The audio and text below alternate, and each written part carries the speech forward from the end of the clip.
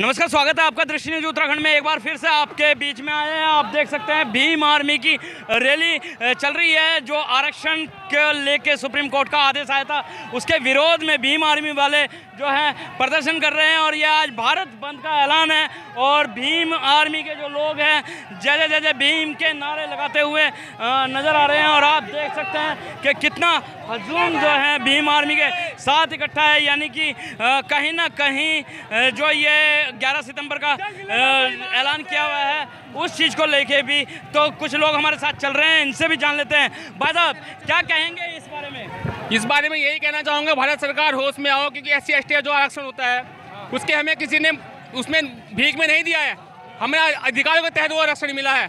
और इसे ये मोदी सरकार, मैं सीधा सीधा मोदी सरकार ही बोलूँगा, जो ऐसे क्या बोलते हैं ख़त्म करने की कोशिश कर रही है, ऐसा नहीं होगा। और मैं सुप्रीम कोर्ट से कहना चाहता हूँ, आज ये जो भीड़ है, हमारी आबादी इतनी नहीं है, हरिद्वार जिले में साढ़े चार लाख की आबादी है, ये कुछ भी नहीं है। एक घर से एक आदमी भी नहीं पहुंचा यहाँ पे। अगर सारे आदमी आए तो ये पूरी ड्यूटी बंद कर देते। लेकिन फिर भी आप देखो कई हजार की संख्या में हम ज्ञापन देने के लिए एकदम के कार्यालय जा रहे हैं, शांतिपूर्वक व्यवस्था जा रहे हैं और शांतिपूर्वक व्यवस्था से हम आगे जाएंगे।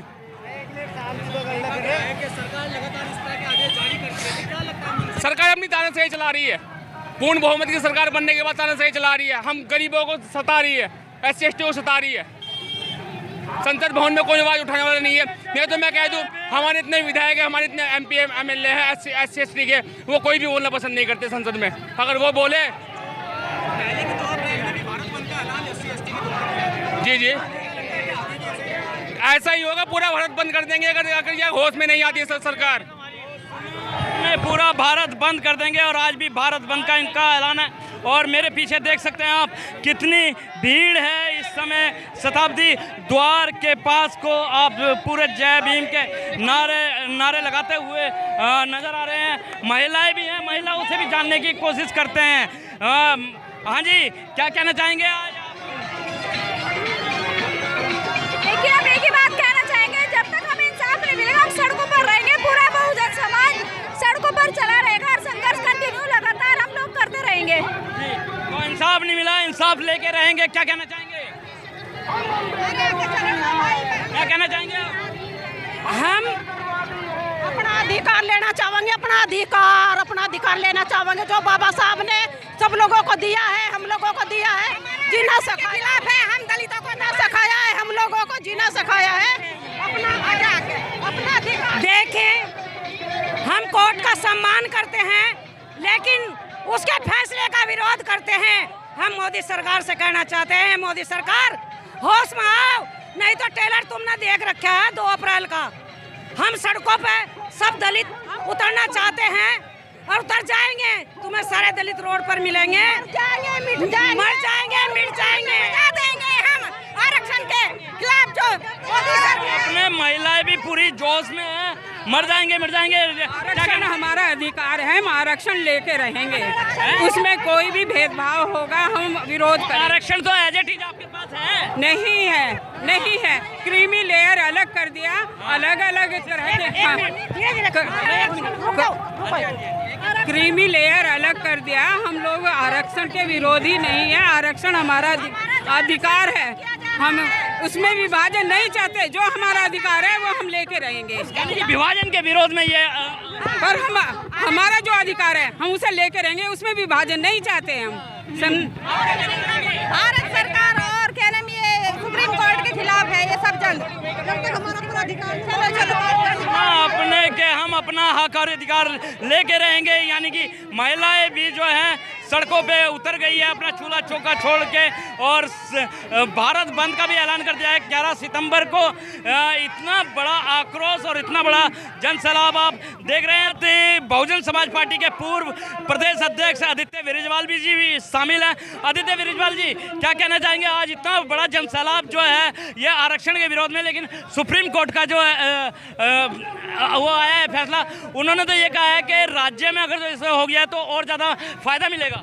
मैं आपको कहना चाहता हूं कि माननीय सुप्रीम कोर्ट ने जो एक जातिवादी फैसला दिया है, जिसमें कि कोटे के अंदर कोटा यानी भाई से भाई को लड़ाने वाली बात का निर्णय उन्होंने दिया है, मैं आपको ये कहना चाहता हूं इसका दूरगामी परिणाम बड़ा हानिकारक होगा, क्योंकि हमारे एससी समाज एसटी समाज में लगभग 6,500 जातियाँ आती हैं और सभी के बड़े बुजुर्गों ने मिलकर के आज़ादी के 78 साल बाद भी इस आरक्षण को प्रोटेक्ट करने का कार्य किया है। मैं आपको कहना चाहता हूं कि यदि आज हमारा समाज जिस प्रकार से सड़कों पर है, इसी प्रकार का आंदोलन उन्होंने नहीं किया तो दिन दूर नहीं जब ये जातिवादी लोग हमारा आरक्षण को छीनने का कार्य करेंगे।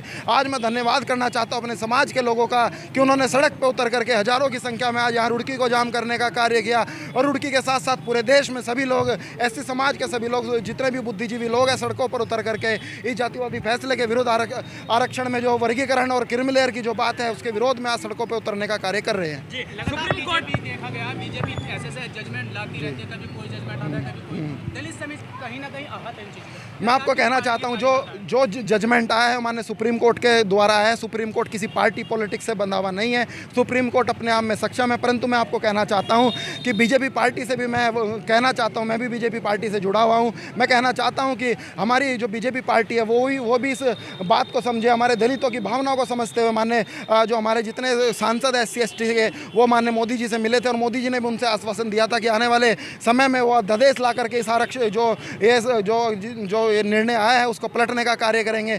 और आज मैंने मंच के माध्यम से भी कहा कि माननीय सरकार से भी मैं अनुरोध करना चाहता हूं कि वो लोग हमारे आरक्षण को 9वीं अनुसूची में डाल करके इसको प्रोटेक्ट करने का कार्य करें, ताकि आने वाले समय में कोई भी व्यक्ति सुप्रीम कोर्ट के माध्यम से हमारे आरक्षण को हानि पहुंचाने का कार्य ना करे। अलावा कोई भी बीजेपी का कार्यकर्ता सड़कों पर नहीं है, आप ही एक ऐसे पार्टी के कार्यकर्ता हैं जो सड़क पर। देखिए, मैं पार्टी के कार्यकर्ता के तौर पर नहीं, सामाजिक कार्यकर्ता के तौर पर इस कार्यक्रम में शामिल हुआ हूं और मैं आज ही नहीं, जब भी कोई भी समाज की तरफ से जो भी आह्वान होता है मैं समाज के बीच में पहुंचने का कार्य करता हूं, समाज के साथ हमेशा खड़ा रहा हूं और आगे भी खड़ा रहूंगा। और मैं आपसे कहना चाहता हूं पार्टी के अंदर भी और पार्टी के बाहर भी मैं अपने समाज के लिए जो भी समाज की पीड़ा है उसको आगे रखने के लिए, सरकार के सामने रखने के लिए इस प्रकार के आंदोलन में शामिल होता रहूंगा। आदित्य जी, एक सवाल यहाँ पे बन रहा है, एक जो एक्ट होती थी SC SC एक्ट, लेकिन कहीं ना कहीं पार्टी के जो आला विधायक थे, पूर्व विधायक देशराज करण वही चमार लिख रहे हैं, तो ये SC ST को कहीं धूमिल तो नहीं किया जा रहा है? देखिए, मैं कहना चाहता हूँ अपने नाम के साथ अपनी जाति को लिखना कोई